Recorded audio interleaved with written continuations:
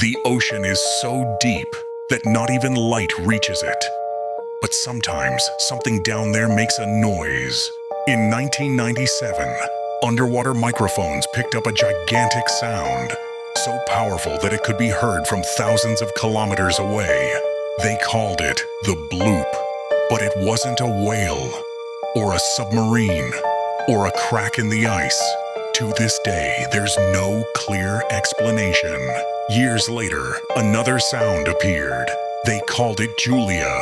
It sounded like a whale, as if something enormous were crying underwater. The unsettling part is this. To make those sounds, the creature would have to be bigger than any known animal. Maybe we're not alone in the ocean. We're just too high up to see it. Share if the ocean scares you more than space. Subscribe and like.